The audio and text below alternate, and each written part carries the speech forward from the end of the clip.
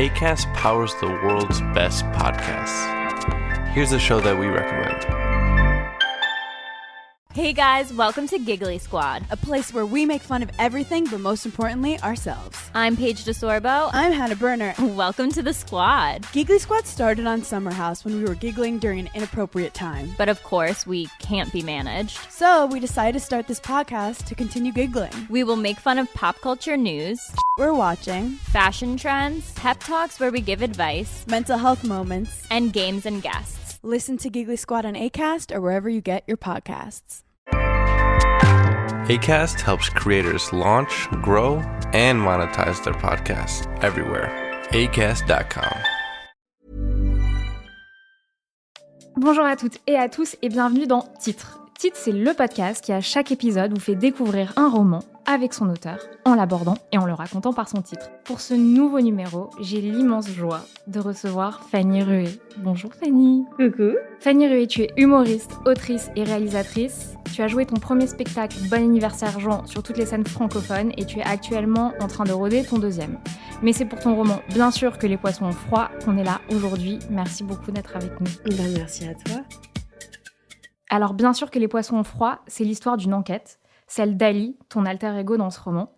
Elle décide de partir à la recherche de Nour, un garçon avec qui elle a discuté tous les soirs sur MSN pendant 1 an et demi, il y a de ça une dizaine d'années. Ce qui fait qu'elle n'a jamais vraiment oublié Nour, c'est qu'il a cessé de lui écrire mystérieusement du jour au lendemain, la laissant dans une impression d'inachevé et d'incompréhension. Le retrouver va s'avérer plus difficile que prévu, au point de se demander si Nour a bel et bien existé. Bien sûr que les poissons ont froid, ça raconte plein de choses. C'est d'abord le portrait d'une époque, l'avènement du chat sur Internet et d'une jeunesse, celle qui a grandi dans les années 2000. C'est aussi un livre qui parle avec beaucoup de justesse des projections que l'on peut faire sur les autres et des rôles que l'on joue soi. Et enfin, c'est un roman qui aborde avec beaucoup d'humour et de profondeur la difficulté d'être soi et aussi la dépression. Alors Fanny, pourquoi avoir choisi ce titre ? Bien sûr que les poissons ont froid. C'est un titre qui à la fois n'a aucun sens et qui en fait énormément pour moi et qui en a énormément pour moi. J'écoutais beaucoup la chanson de Raphaël, Ne partons pas fâchés quand j'écrivais. Mais j'écoutais beaucoup Raphaël de manière générale. Et en fait, le titre de projet, c'était Poisson-chat, pour cet aspect catfish en anglais. Donc, qui veut dire, en gros, c'est une personne sur Internet qui se fait passer pour une autre. Et c'était une des pistes que Ali avait concernant Nour. Tiens, qui est cette personne à qui j'ai parlé ? Est-ce qu'il a existé ? Est-ce qu'il s'est fait passer pour quelqu'un d'autre ? Et donc, ce terme de poisson-chat revenait assez souvent, notamment dans les docus que j'ai regardés sur le sujet et tout, quand j'écrivais. Et donc, cette idée de poisson-chat, ça revenait souvent. Et donc, quand j'ai un peu tiqué sur cette phrase de Raphaël dans la chanson, je me suis dit que non seulement c'était beau, et en plus que ça prenait du sens. Pourquoi les poissons ont froid, c'est un peu un questionnement. C'est une métaphore sur un questionnement qu'Ali va avoir dans le roman, en gros. Et c'est assez difficile de répondre à la question sans spoiler. Donc c'est pour ça que ça reste très évasif. Donc pour les gens qui ont lu le roman, ils vont se dire mais ce qu'elle dit n'a aucun sens. Si, en fait, mes puces. Qu'est-ce que le titre raconte des personnages ? Je pense que ça parle pas de la narratrice, en vrai. Je pense que ça parle... ça parle de Nour et de ce qu'il... des raisons pour lesquelles il a fait certaines choses, des ressentis qu'il a pu avoir. J'ai pas l'impression que ça parle de la narratrice, parce qu'en fait... Je pense que c'était inconscient, mais j'avais pas envie de donner un titre qui parle de la narratrice, parce que c'est déjà très moi, je parle en jeu, donc c'est déjà très égocentré, donc je crois que j'avais inconsciemment un peu envie de m'éloigner de ça, quoi. Le titre fait allusion aux catfish, comme tu l'as dit. Les catfish, ce sont des gens qui utilisent des fausses identités pour arnaquer des gens sur Internet. Parfois, c'est pas que pour arnaquer, c'est aussi pour combler un manque affectif. En face, il y a des gens qui parfois se doutent que la personne en face d'eux n'est pas ce qu'elle prétend, mais qui se laissent quand même avoir. À ton avis, pourquoi on accepte de se faire berner et pourquoi les gens acceptent de tomber dans le panneau ? En vrai, je pense que c'est un peu ce qu'on fait dans beaucoup de relations, hein. Même si elles sont pas virtuelles et tout, c'est on joue tous les deux, on rencontre quelqu'un, on joue tous les deux une partition, de quoi t'as besoin, de quoi j'ai besoin, et vas-y, on va s'accorder là-dessus, même si on sait qu'on mytho un peu, même si on sait, c'est genre un truc tacite, de vas-y, on a tous les deux besoin de ça en ce moment, donc on va le faire. En vrai, je pense que c'est pas uniquement dans le cas des 4 fiches. Et là, en l'occurrence, moi, c'est ce qui s'est passé avec Nour, c'est que moi, c'était une période, c'est basé sur une histoire vraie, le début en tout cas de cette histoire. Donc j'ai rencontré Nour quand j'avais 15 ans, on se parlait tous les jours, c'était génial. Jour au lendemain, il disparaît, 10 ans plus tard, j'essaie de le retrouver. C'est comme s'il avait jamais existé. Donc évidemment, j'ai pété un câble. J'ai voulu le retrouver et c'est là que voilà, c'était le point de départ. Et j'ai toujours su quand je parlais à Nour en ayant 15 ans qu'il y avait un truc étrange. Il y avait quelque chose de bizarre, il y avait quelque chose soit qui me disait pas, soit ouais, toujours on se rencontre jamais, mais on se le propose un peu, puis en fait non, je peux pas mettre la webcam, non, c'était des trucs hyper bizarres, mais moi j'y perdais rien, dans le sens où il y a jamais eu d'échanges bizarres d'oseille, de nudes, de je sais pas quoi, mais j'y trouvais quelque chose, j'y trouvais le fait que c'est un moment où je me sentais pas bien, je me sentais seule, et lui il m'apportait énormément, il m'écoutait, donc c'était un peu un deal de je te pose pas de questions mais toi tu continues d'être là quoi. Donc tout le monde y gagnait quelque chose et on s'en sort très bien comme ça. Puis à la fin t'en fais un livre et hop là, jackpot. Je ne t'oublierai pas d'ailleurs. Qu'est-ce que le livre raconte de la notion d'identité et en quoi il parle de la difficulté d'être soi et de s'accepter ? Bah, je pense que c'est un peu toute l'histoire en vrai. Nour, c'était plus un prétexte. Quand j'ai été contactée par Iconoclast, ils m'ont dit de quoi t'as envie de parler, est-ce que t'as des histoires à raconter? Et moi j'avais déjà plein de thèmes, j'avais déjà le ton, j'avais des romans qui m'avaient plu et qui me fait me sentir moins seule. Et donc moi je savais que je voulais raconter des trucs pour que les gens se sentent moins seuls et se disent ok, je suis pas le seul bizarre, je suis pas le seul à ressentir telle chose de telle manière et tout.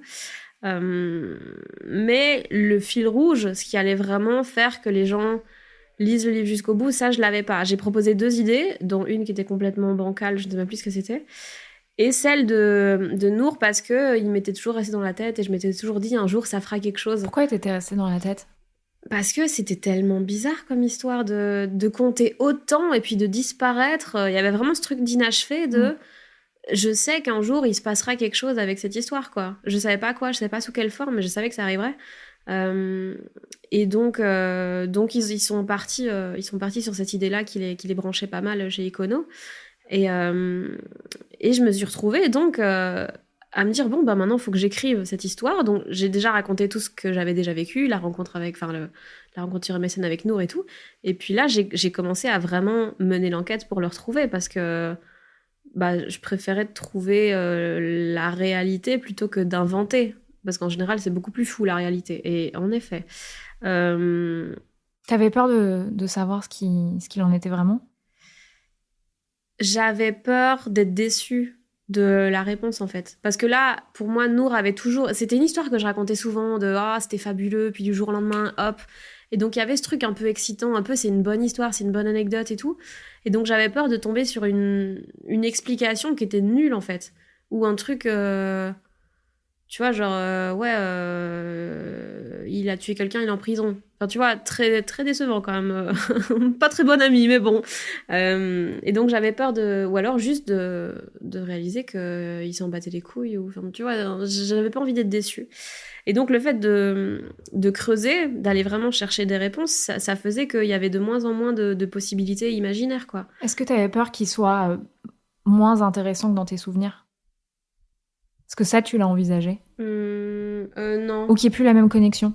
Ah ça, ouais, je m'en doute. Enfin, je me doutais que ce serait le cas, mais moins intéressant. Non, en fait, j'ai l'impression qu'on avait tellement matché quand on était ado. Enfin, d'un côté, non. C'est vrai qu'il y a des gens avec qui on matchait de ouf quand on était ado, puis quand tu les revois 15 ans plus tard, tu fais que genre, oh non, en fait, pas du tout.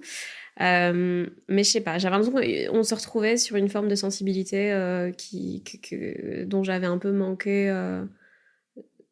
Ouais, en fait, je savais pas. Je savais que quoi qu'il, ça allait être décevant parce que cette scène, je l'ai imaginée des centaines de fois en vrai. Parce que moi, quand j'avais 18 ans, 15 ans, 18 ans, je sais plus, j'ai imaginé 1000 fois le rencontrer. On disait, vas-y, on va partir en bagnole tous les deux, nanana. Enfin, tu vois, parce qu'on regardait trop les frères Scott, quoi. Et donc je l'ai imaginé 1000 fois cette scène où il débarque en train en Belgique à Huy, alors que vraiment je souhaite à personne d'arriver en train à Huy, mais Et donc, je savais que ça ne serait jamais comme dans ma tête, et donc forcément, ça allait être décevant. Mais j'étais quand même curieuse de savoir ce qu'il en était. Et puis bon, là, j'avais quand même promis d'écrire un livre, donc il fallait que j'avance, quoi.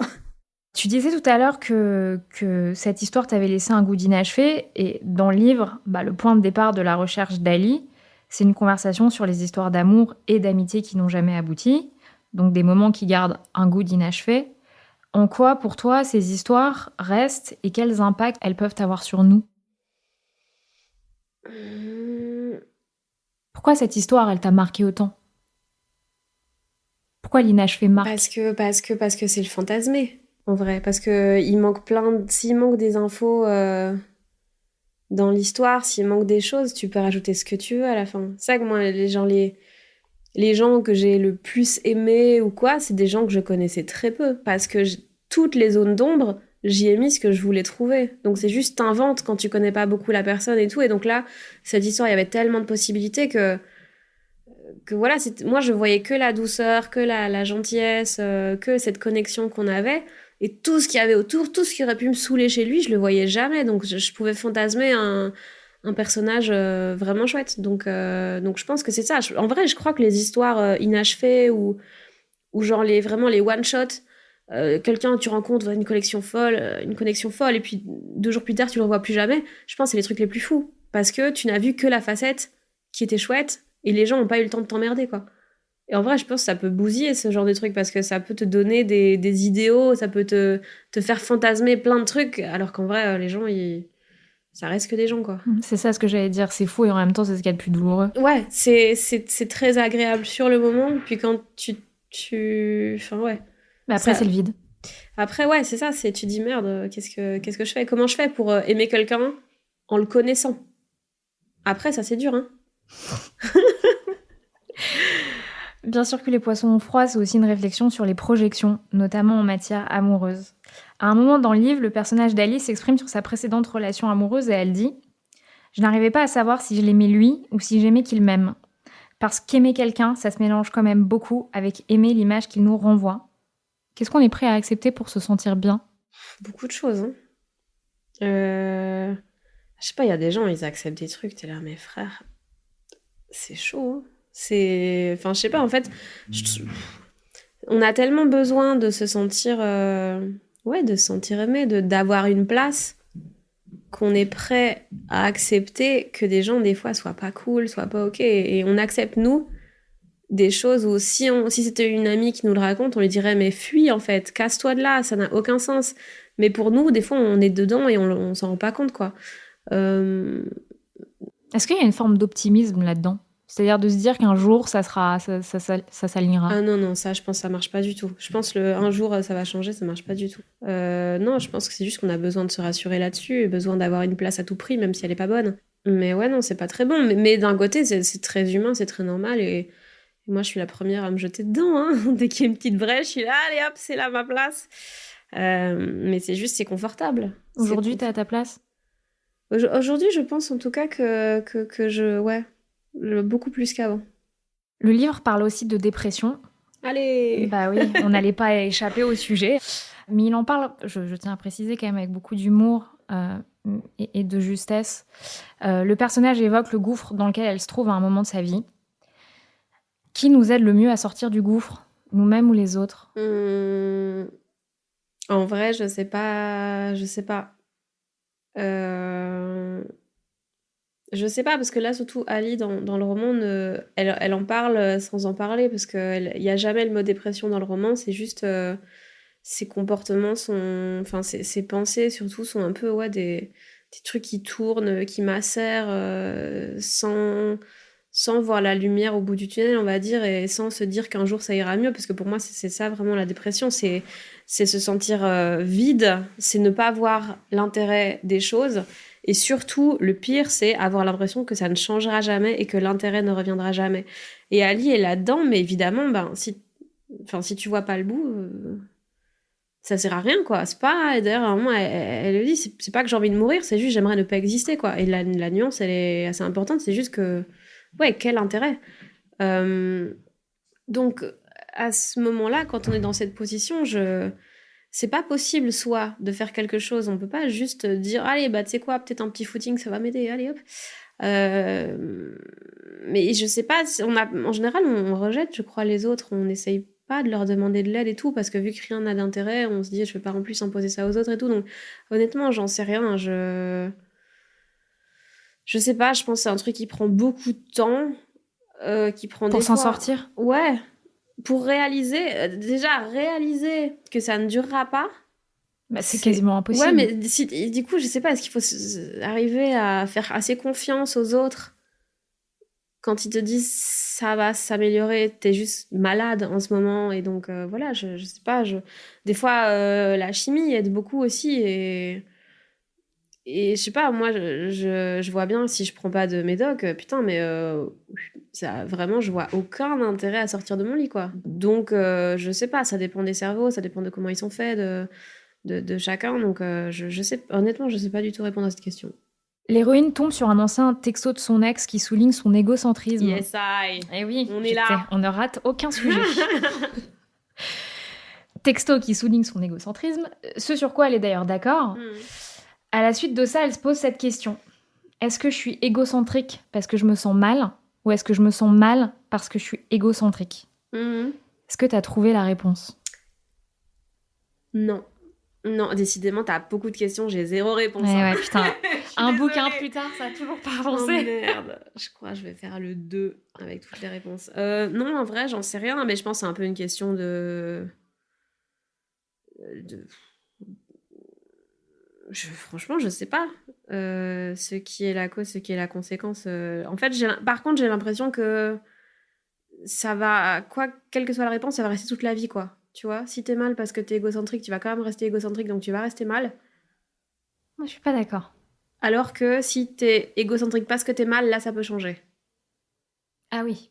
Voilà, Oui, voilà. Là, c'est ça, dans du ce coup, le sens-là. début de ma phrase était Exactement. fausse, mais maintenant, ok. On s'est compris. Donc, voilà, non, je pense que si t'es égocentrique, tu vas toujours te sentir un peu seul et tout, parce que ton bonheur, il viendra toujours d'un truc en toi, mais via la validation des autres et tout, donc c'est pas sain, et tu vas jamais... Parce que c'est pas un truc que... T'arrives jamais à satiété de ça.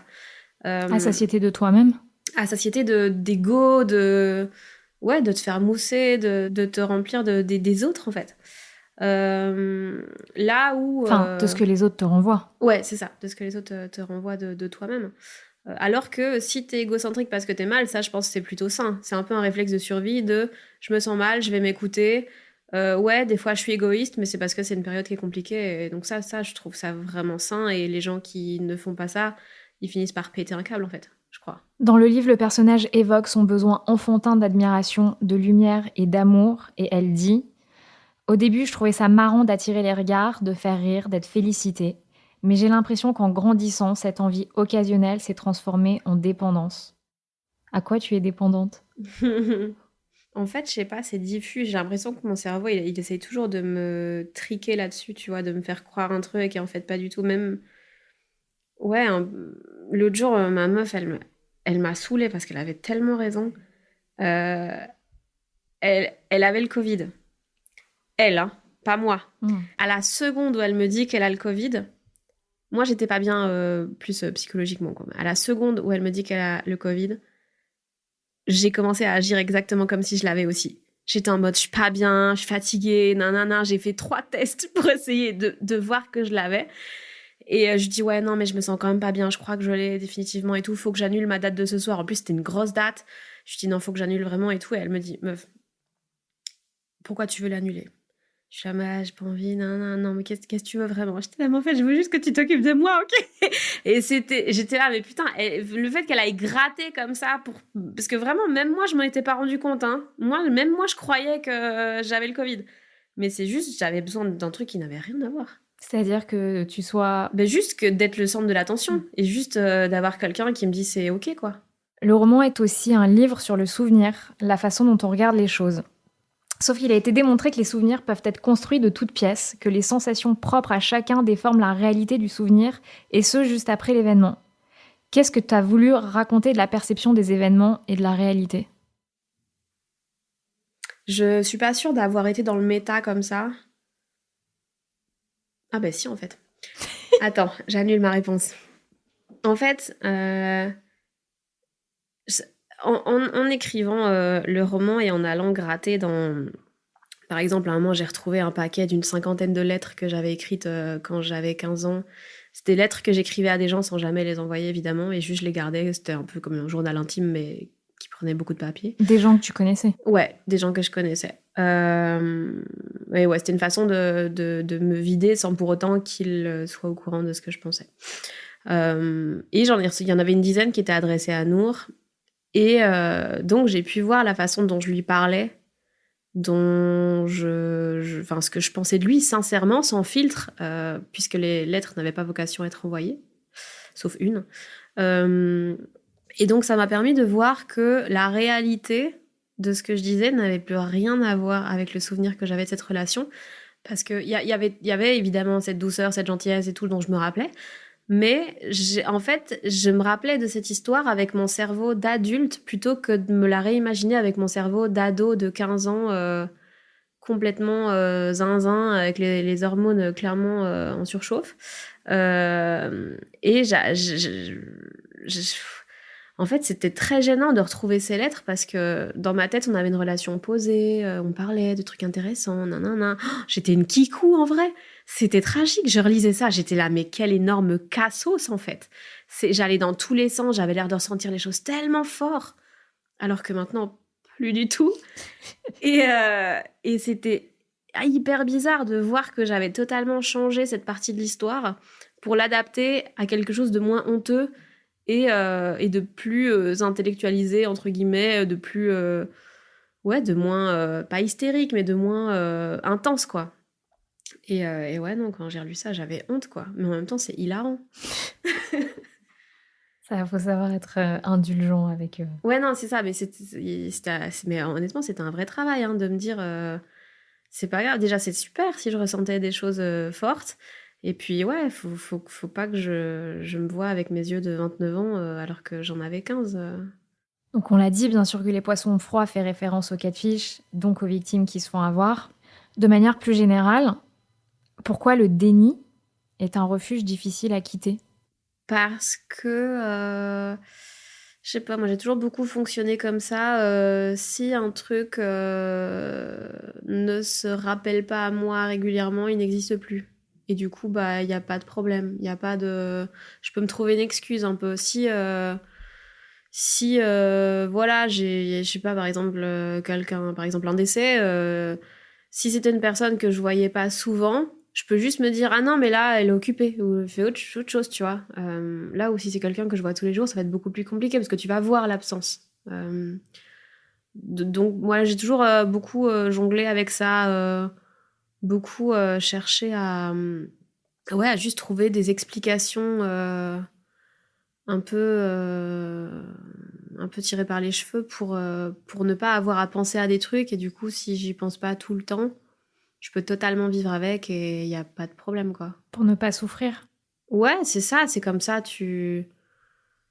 Ouais, comme ça, il n'y a pas de souci, t'as pas mal, tu penses à autre chose, tu fais ta vie sur le côté, et voilà. Est-ce que le titre traduit quelque chose de ton état d'esprit au moment de l'écriture? Pourquoi tu souris?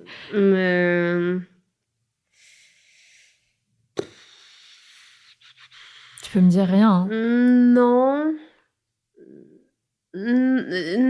Au moment où j'ai commencé, non. Mais il y a des scènes, l'écriture de certaines scènes, ouais, ça m'a un peu mis dedans, quoi. Il y avait vraiment des... Là, je t'avoue, j'avais un peu froid, quoi. Parce qu'il y avait des scènes où... les scènes les plus tristes, où vraiment j'écrivais et je passais 2-3 jours, j'étais pas bien, et du coup, j'essaie de tout donner, là, sur 2-3 jours, on allait toutes les scènes les pires, et comme ça, après, je pouvais penser à autre chose et passer à d'autres sujets moins cafards, quoi. Mais ouais, disons que ça m'a mis dedans pendant quelques jours, et puis voilà. Puis après, on recommence à jongler avec le déni. Allez! 2 questions pour terminer. Est-ce que tu peux me donner un titre de chanson qui pourrait être la bande originale du livre? Bah écoute, je pense que Raphaël, si il a eu la gentillesse de me laisser utiliser sa phrase, la moindre des choses, c'est de le citer partout où je peux. Ouais, non, Ne partons pas fâchés, je l'aime beaucoup. Et sinon, il y en a une autre que j'écoutais énormément pendant le confinement, du coup, qui est de... C'est un Canadien avec un nom chelou, genre Théophile Siméon, je sais pas quoi, un truc... Philémon quelque chose. Mais le titre, c'est « Je veux de la lumière ». Et elle est magnifique, cette chanson, et je l'aime trop. En plus, c'est canadien. C'est toujours bizarre, les Canadiens, j'adore. Enfin, un titre d'ouvrage qui t'a marqué. Changer l'eau des fleurs. Je n'ai aucune idée de ce dont ça parle. Je n'ai pas encore lu le roman. Mais pour moi, il y a un truc de la vie quotidienne. Je trouve que ça sonne un peu Déborah Lévy. Tu vois, il y a un truc très vie quotidienne, mais qui dit beaucoup plus sur nous que n'importe quoi qu'on pourrait commencer à intellectualiser ou essayer de faire de la psycho de comptoir ou quoi. Juste changer l'eau des fleurs. Merci beaucoup Fanny. Merci Léa. D'avoir été avec nous aujourd'hui. Je rappelle que bien sûr que Les Poissons ont froid sont publiés aux éditions de l'Iconoclaste et merci à vous tous de nous avoir écoutés.